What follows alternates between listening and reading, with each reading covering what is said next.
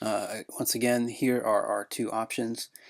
Please see the prior videos to explain at least option 1 in detail. In this video, we're going to tackle option 2, and we will calculate the radius of Earth using the angular resolution limit of the eye.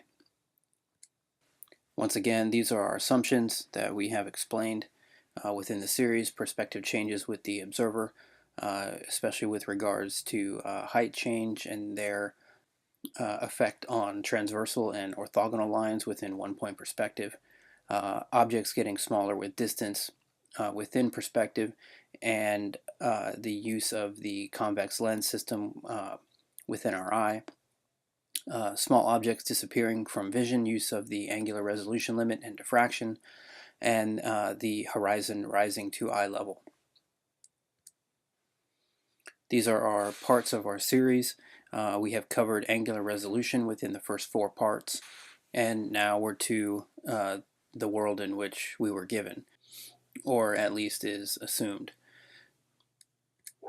So within this part we will discuss Airy's failure, axial tilt and the human eye vertical field of view as a means to derive Earth's radius, derivation of the Earth's radius by the extrapolation of the angular resolution limit of the human eye, derivation of the parabolic drop rate within perspective, as commonly known as 8 inches per mile squared. So first, a little bit about Airy's failure. Because we've gone through refraction, this will make a little bit more sense, and it's a very interesting experiment used to detect the lumeniferous ether, and this experiment is noted as Airy's failure. I encourage you to read up on the lumeniferous ether within the Wikipedia page, and you'll see kind of how things progressed from a faulty presupposition of Earth's movement. But Airy's failure used an intersection between motion parallax and refraction. So if a stationary telescope points at a stationary star, the telescope will never require modification to observe that star. If either the star or the telescope are moving, an adjustment must be made throughout that movement to maintain the same observation. So it was noted in 1729 that a telescope had to be tilted 5 degrees to get a star in the center of the telescope. Since the Earth was assumed to move and the star was stationary, this was the presumed reason for the tilting of the telescope. So Airy decided to test this idea. The 2 presumed reasons for their observed phenomenon are below.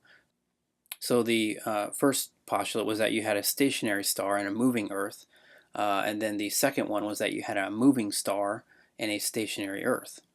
So stationary star, moving Earth, moving star, stationary Earth. So within the first example on the left, as the starlight is descending, we'll take it as these little balls of light, and the telescope is tilted and moving. As the starlight continues to descend, the Earth continues to move, and the tilt of the telescope allows that center yellow dot of light, we'll call it, it stays within the center frame. And so you can see the telescope maybe on the left. When the yellow dot hits it, it's at the very top of the telescope, but in the middle.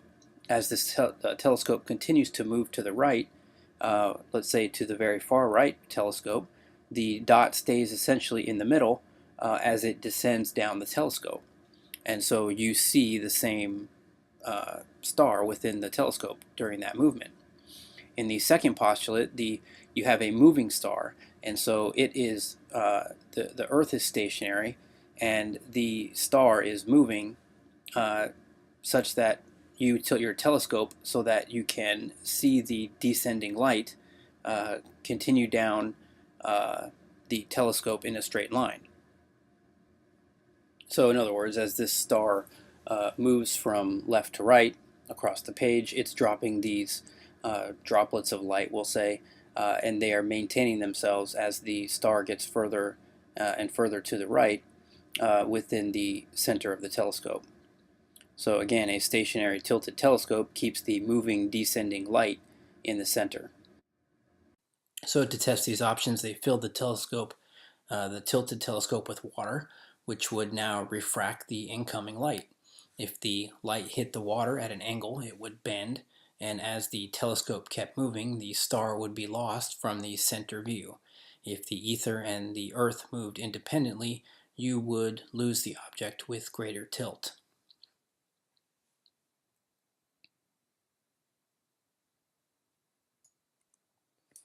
So conversely, if the ether and Earth moved dependently in unison, greater tilt would allow you to see the object in its entirety again. So what he found was that the ether and the Earth moved independently from one another. As he tilted the telescope, he saw absolutely nothing.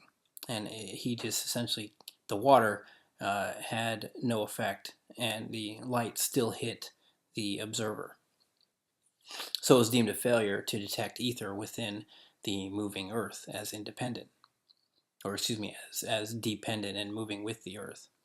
He never mentioned the more interesting aspect of this experiment, though, that the Earth was stationary and that the atmosphere and ether moved. Later experiments by Michelson-Morley, Michelson-Gale, Sagnac, and others in the late 1800s and early 1900s continue to prove that the Earth was stationary with various different experiments, but they maintained the assumption that the Earth moved, and they modified their findings to say that the ether must not exist.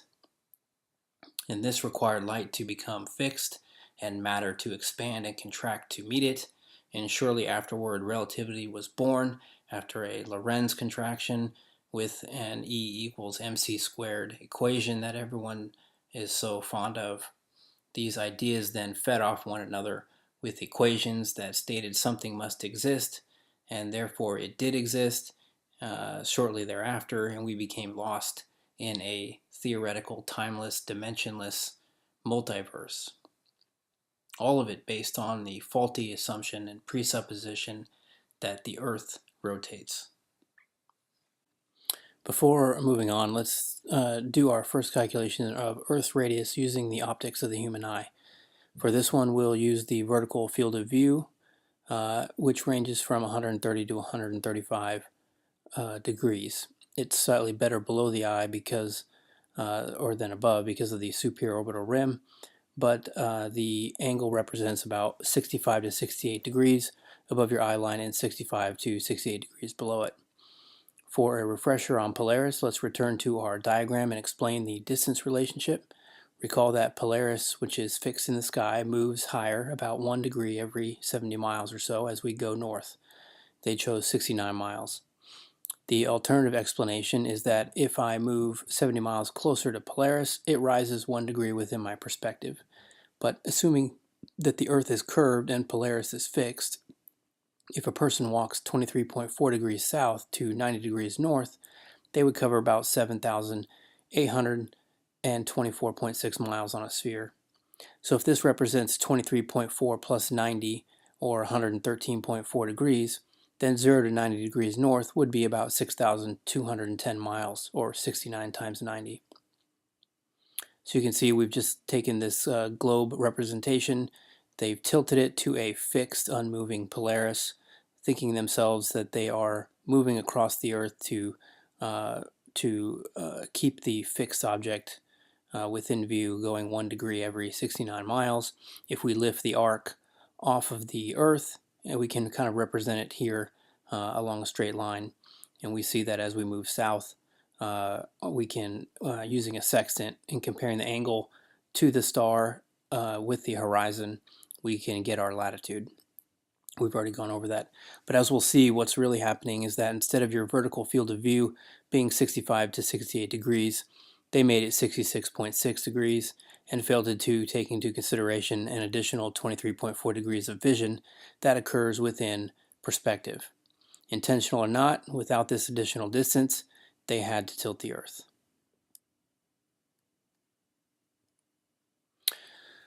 So we'll explain that a little bit here. Looking at our corridor, our vertical field of view limit is here.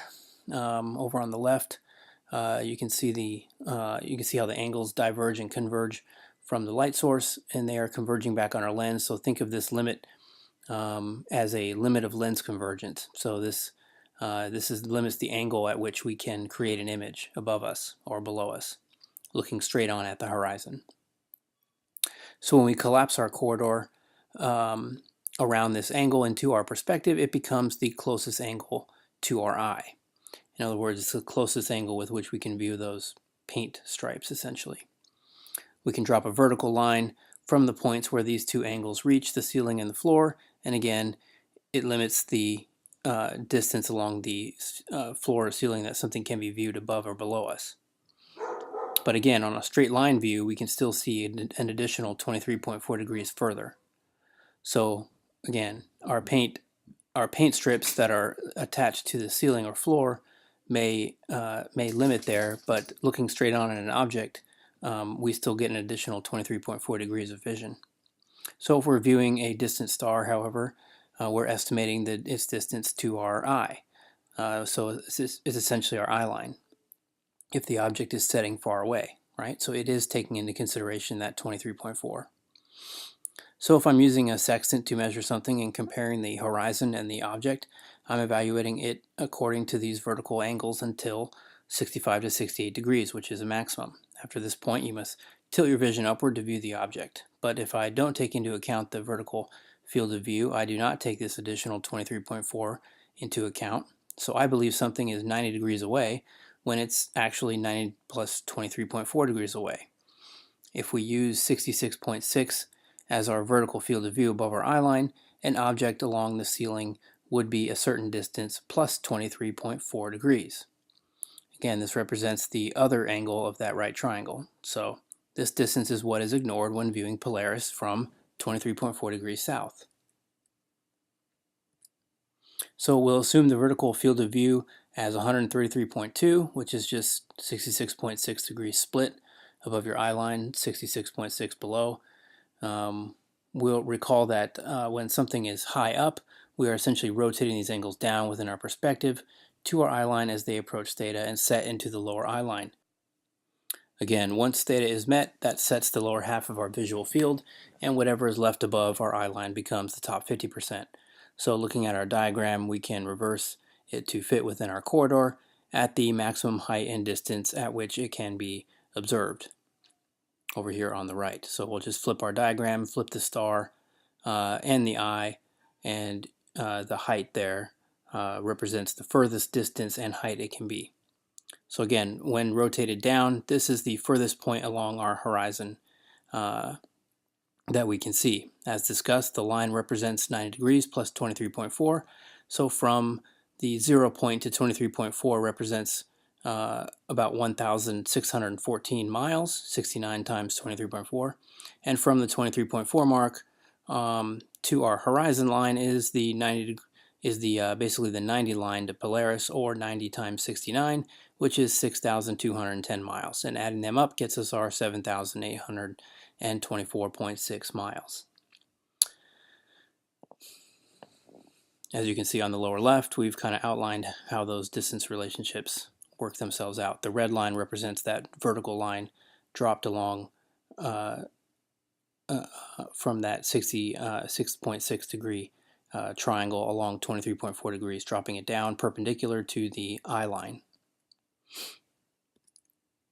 So if I believe I'm on a globe and 7,824.6 miles represents an arc length from 23.4 degrees to 90 degrees, and 6,210 represents an arc from 0 to 90, then if I multiply my quarter arc of 0 to 90 by 4, I get a circle with a circumference of 24,840 miles and a radius of 3,953 miles. Keep in mind the radius of Earth is 24,900 miles and a radius of 3,963 miles. So again, what they think is happening is up here on the right. What is really happening is that they are not taking into consideration that additional 23.4 degrees that is dropped from the vertical field of view to our eye line. So this is one way they use the optics of your eye to tell you that you live on a sphere. Of note, the implication when viewed correctly within perspective is that when viewing celestial objects, if we move 70 or 69 miles closer to something, our horizon opens up about 1 degree, or it moves along 1 degree within perspective. Put another way, If we stay fixed, we see an atmosphere with a radius of roughly 7,800 miles and a diameter of 15,600 miles. And again, this assumes that we could actually see that far, which I don't believe to be the case.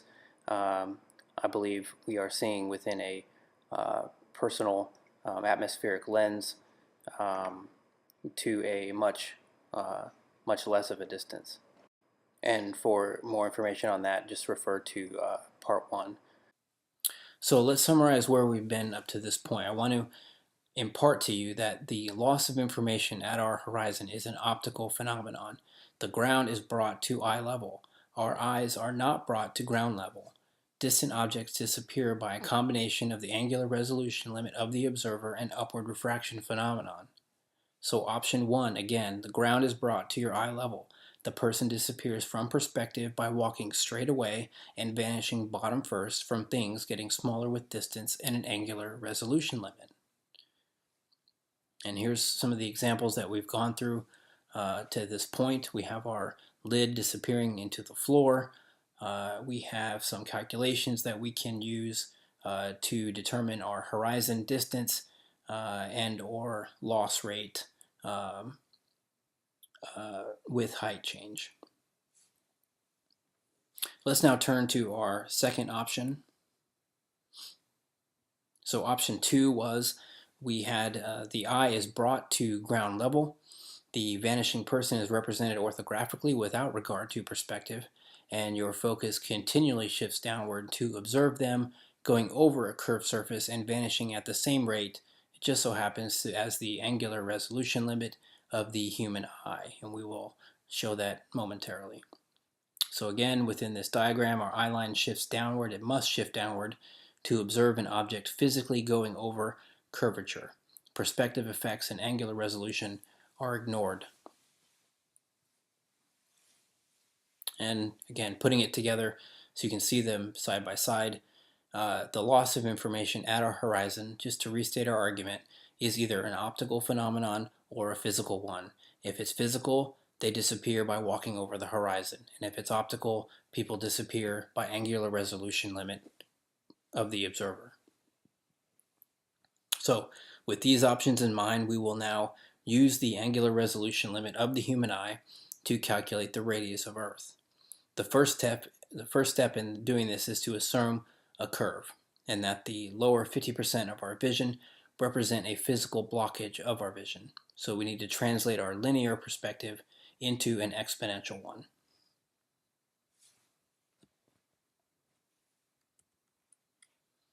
So again, the angular resolution limit of the human eye is 1 arc minute, or 0.02 to 0.03 degrees.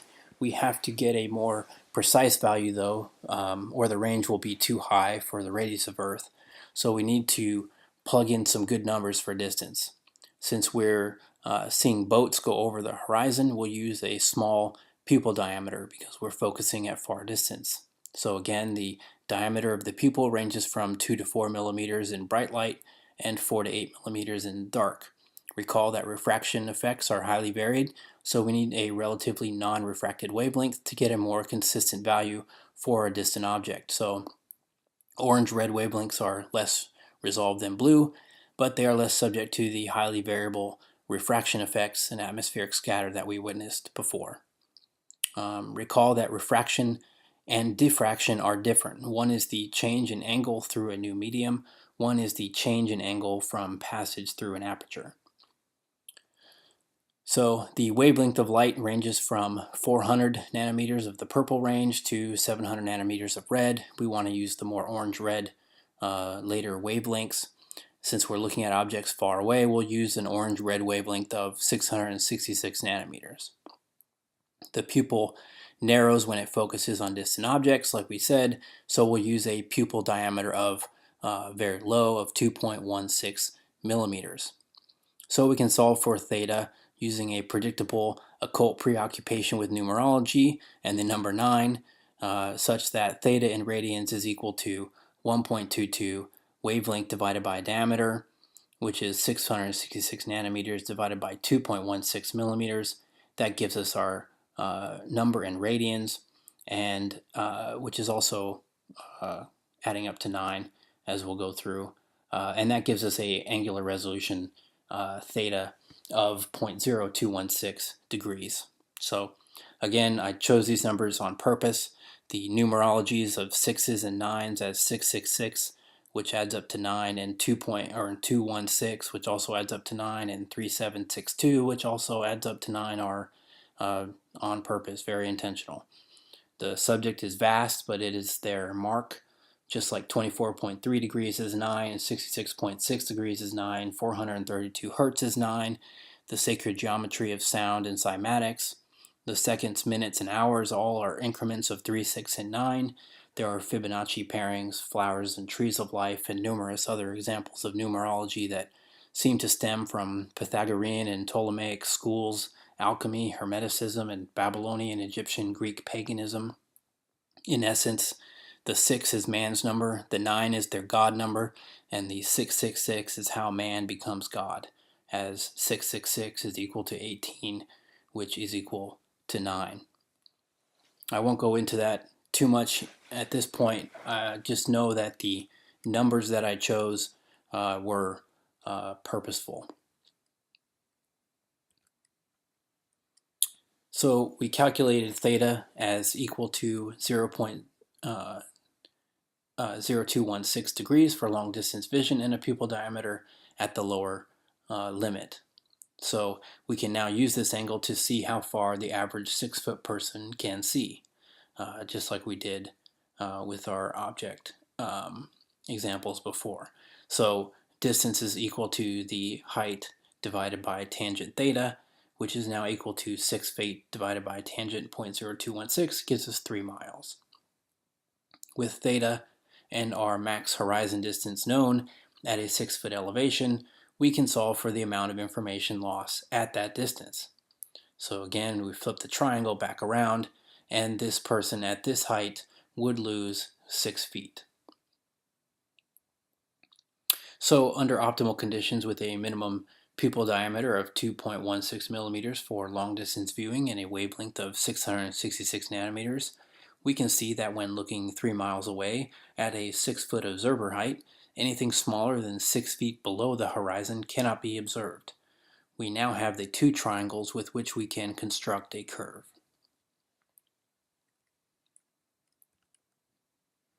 We can fit the height and drop triangles together as we look down across the curve to view a distant object disappearing over it. So again, the first one is the distance that we calculated for a 6-foot person using theta at 0.0216 degrees. And the second one is the loss of information that that person would be granted across that 3-mile distance. And you can then use those triangles together to get your rate of curvature for a 6-foot person observing someone go over the curve.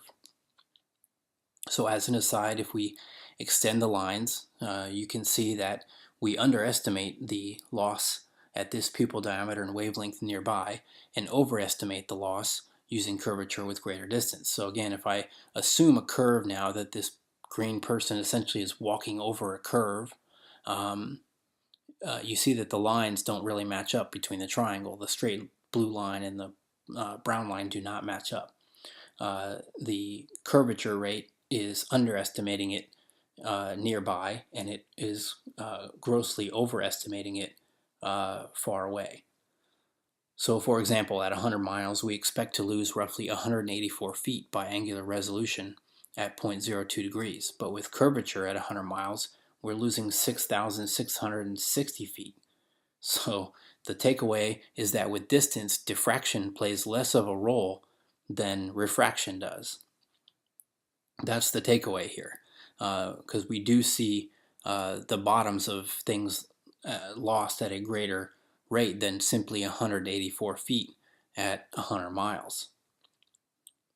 By extension, the use of infrared camera technology is very useful over long distances since it is more prone to diffraction issues but experiences less refraction at the same time. So because refraction does play a decent sized role, that the infrared camera technology is proving to be a very good tool to view these distant objects, which again do not have anywhere near the expected rate of loss, such as 600 and 6,000 feet of loss at 100 miles.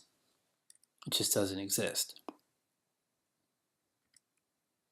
So our rate of curvature is 6 feet lost at 3 miles from a 6-foot observer height. We need to approximate the angular resolution limit line within our curve as close as possible. We only have 2 crossover points, one at 0 miles and one at 3 miles. We know that the size change must be exponential within perspective in order to get a curve to develop out of it. Can't be linear. So we will solve for the Earth's radius by knowing the arc length and arc angle. You can see here we've just taken our 2 triangles, placed them against a curve for a person walking over at that rate of 6-foot loss over 3 miles, and we have then extrapolated it along a greater circle. So the observer would assume they are watching a person descend from their point of view across 2 theta at 3 miles. The first theta, 0.0216 degrees, would represent the observer height at 6 feet until reaching 0 feet, and the second theta for the drop from 0 feet to minus 6 feet. So we can therefore take our arc angle of 2 theta across an arc length of 3 miles, or we can take the drop rate of 12 feet across 3 miles. Either will give us r for the greater circle. We can now solve for the radius of Earth from the angular resolution limit of the eye as our segment here with r along the radius, or along the one aspect of the triangle, and 3 miles as our opposite end, and the angle being across 2 theta, which is 0.0432 degrees. That will give us one number, and the alternative is to use the ratio of 12 foot over 3 miles is equal to 3 miles over r. Both will give us the numbers listed below, so we get for one number 3,978 miles, and for the other one 3,959 miles, giving us an average of 3,969 miles.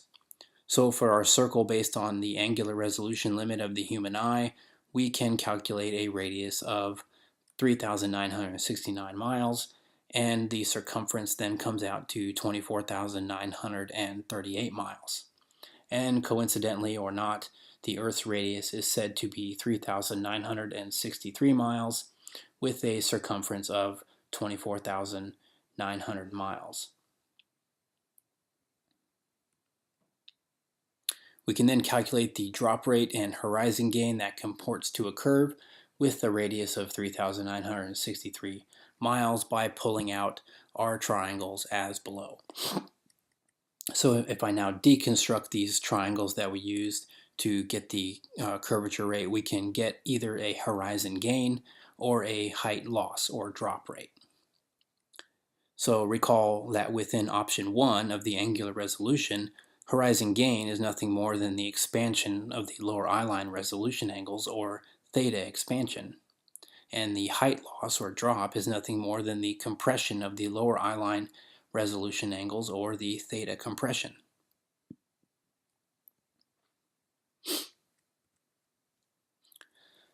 So we can then extrapolate these 2 triangles to a greater circle again and calculate out for a circle what we would have as a height loss or drop, which is again just the theta compression, or the horizon gain using trigonometry, which is again the theta expansion.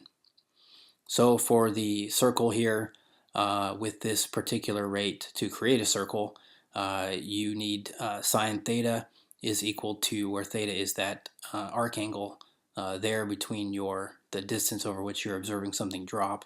It's equal to the distance over which you're observing it drop divided by r, the radius of Earth, which yields that angle. And then you're going to solve for the height of that drop, such that the height is going to equal the radius minus the radius times the cosine theta.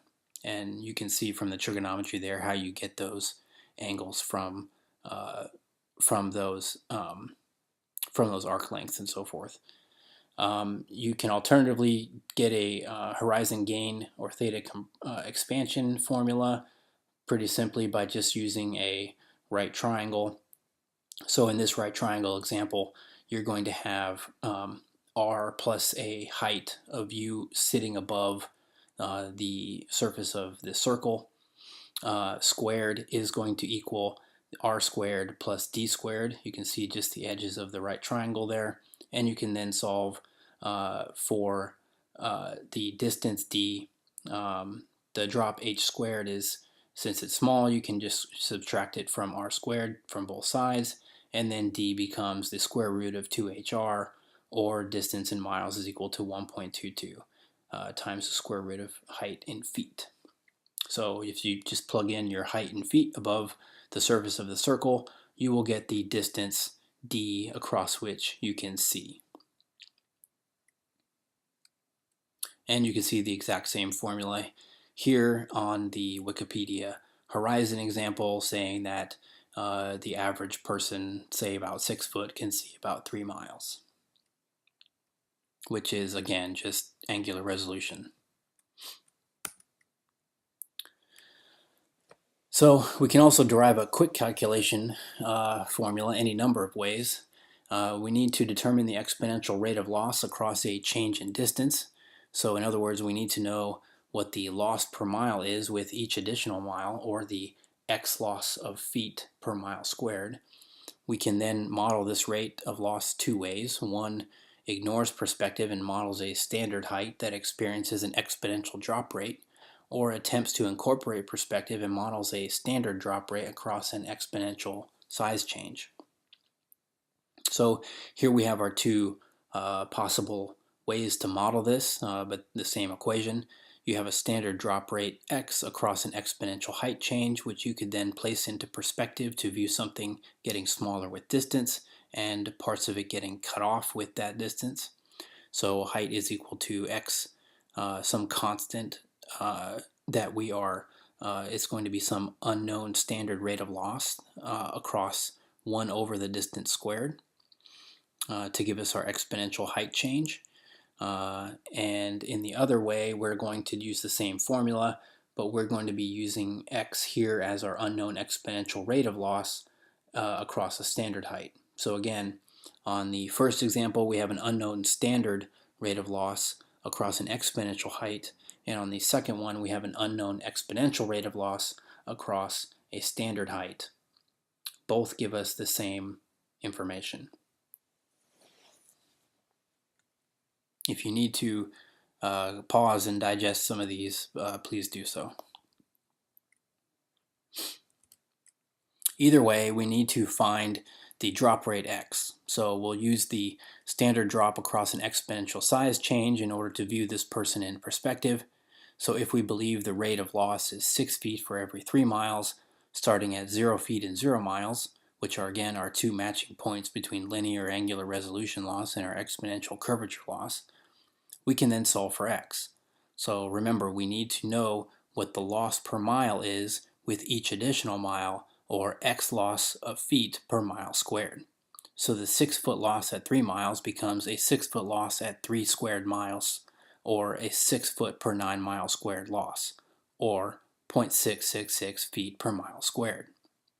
So again, you can change our formula, essentially, or the way of looking at this diagram, to be a just substitute x for what we solve for as 0.666 feet per mile squared, and this person has that part of him essentially removed with that particular distance. So you can see at 1 mile he has chopped off about 8 inches of his legs. At 2 miles he's lost about 2.6 feet of himself, or about half of his body. At 3 miles he's lost 1 full body. His 6 foot has disappeared. At 4 miles he's lost to about 10.6 feet of himself. In other words, if we remove 0.666 feet from the object across the square of the distance, this is what we're doing in order to theta adjust our height in perspective. you can then just take 0.666 feet per mile squared and you convert it to in inches. It becomes 8 inches per mile squared, which is the common formula that people use. Again, this is not terribly accurate. It's only accurate up to about 100 miles, as we'll see, because it works out to a parabola. It's not a circle. We can place this person into a perspective view in an attempt to match our reality, like we talked about, but this often fails to match what we observe because the math was used to fit a false assumption. In other words, keep in mind these formulas are not accurate, but I wanted to show the derivation. Again, the truth of the world is that it is linear. So again, the loss per mile, 0.666 lost below the knees, then we have 2.6 loss below the waist, then about 6 foot loss, which is the whole body, and then about 10.6 loss, which is almost 2 bodies. And our inverse square law adjustment here, you're going to be at 1 to 1 at 1 mile, 1 and 4 at 2 miles, 1 over 3 squared at 3 miles, and 1 over 4 squared, 1 over 16 at 4 miles, and so forth. So you can see the conversion there going from right to left, and then you can just place that person within the horizon line and you see what you are going to get chopped off at various distances. So one person here is going to get his legs chopped off at 1 mile. He's going to get half of his body chopped off at 2 miles. We're going to lose an entire person at 3 miles, and we're going to lose 2 entire people, or almost 2 entire people at 4 miles. It's just going to keep going from there. So I just took the picture on the right, and you just chop off a portion of it and you move it into perspective. That's all that's being done. It's an exponential size change with a standard set loss set against our perspective view. And this is somewhat of our theta adjusted parabola, or a parabolic loss. So it can be used to estimate a curve again, but it's only good to a certain point. It works up to about 100 miles, as you can see, and then it just starts to fall away. You cannot make that come back into a circle. So it has a slight overrepresentation of loss, but then greatly underestimates the circle as it goes on.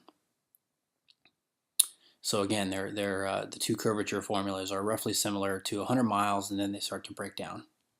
Whereas our linear loss, you can see that what we actually lose within our linear world is way up there. So it's much more of a dramatic loss that you have to have in order to live on a curved surface. You have to have these high rates of curvature and loss of an object.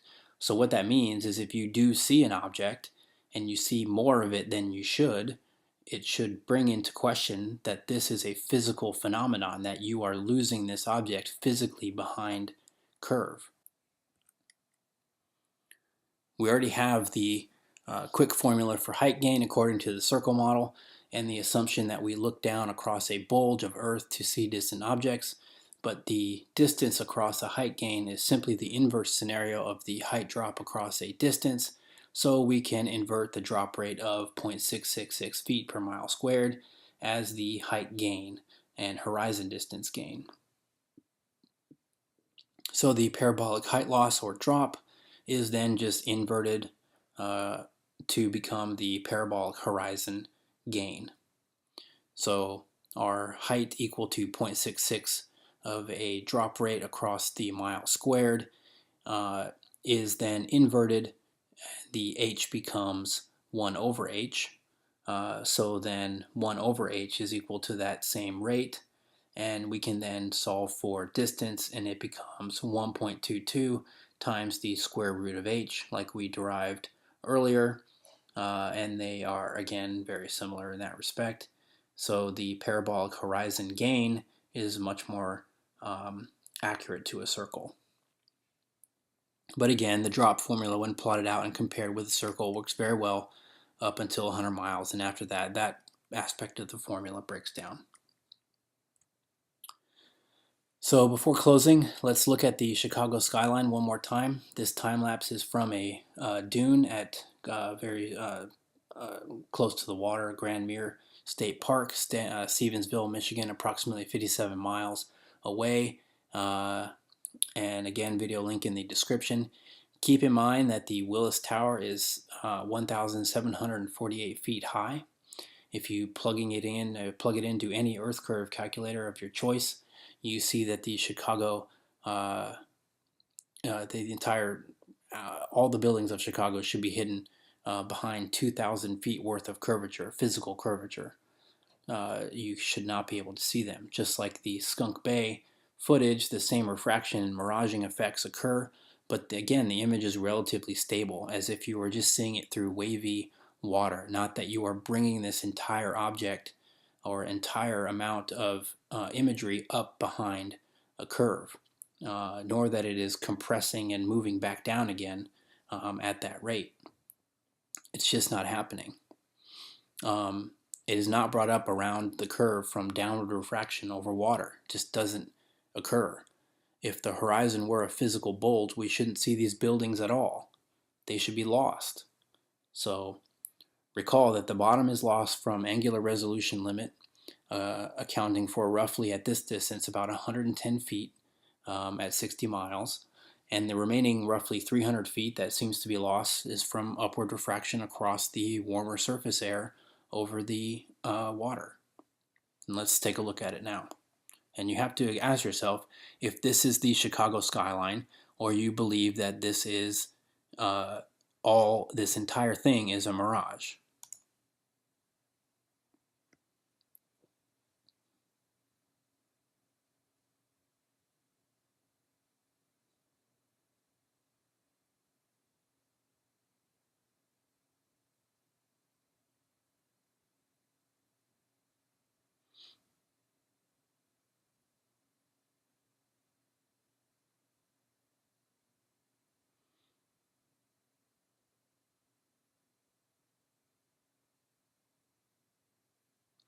Again, to me, that's the Chicago skyline. And it's waving and moving slightly up and down, just like the Skunk Bay footage. But just like Skunk Bay, you were looking at those buildings across the water. I am looking at the Chicago skyline across the water. So here's the problem. The explanation for seeing these buildings is that they aren't actually there. So again, they're going to tell you that this is not actually what you're looking at. So he believes that this is some one-time mirage inversion event. But again, there are several time lapses. Then you can see this. Chicago is always visible essentially the same way. It doesn't go down below the curve and then is brought back rapidly upward. It's stable. It's just slightly moving up and down here and there and expanding and compressing here and there. But it's just like all the other phenomenon that we've witnessed with closer objects. So again, the reason is not because of a mirage. The reason that we can see it is because this is the Chicago skyline. Until I found this photo from Grand Mere State Park. This is from Joshua Nowicki, and what you're seeing here is a mirage. We typically would not be able to see this from the Lake Michigan shore. We talked about this last night. Conditions are right on the lake that we're actually seeing a mirage of the Chicago skyline. Very interesting here. Here's what's happening. This is a good example of a superior mirage. So Joshua was on the Lake Michigan shore. He was looking towards the west, and Chicago's beyond the horizon. Should not be able to see it. However, with the right conditions, we have an inversion. We have cold air near the cold lake water and some relatively warmer air above it. This will bend the image of that skyline back towards the viewer. And so typically we would not be able to see this. This image would be viewable from much, much higher in the sky, up in space. So again, the explanation is that you're seeing fata morgana, or multiple stacks of unstable inverted imagery. Again, I want to impart that the loss of information at our horizon is an optical phenomenon. The ground is brought to eye level. Our eyes are not brought to ground level. Distant objects disappear by a combination of the angular resolution limit of the observer and upward refraction. So again, I'm just showing the Earth curve calculator that must be enacted in order to make these buildings appear. You have at a 6-foot observer height and a 60-mile distance, you must have a hidden height of 2,166 feet, and none of these buildings should be visible. This is not a mirage. That is the Chicago skyline.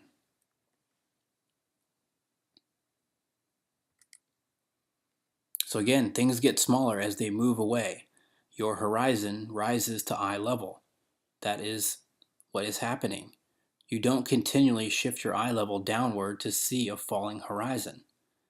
Again, note all the Earth curve calculators require you to be looking down across a horizon to view another object on the other side of the bulge, going up at another angle. The ground rises to your horizon because we see the world in perspective. It is the top and bottom half of our vision.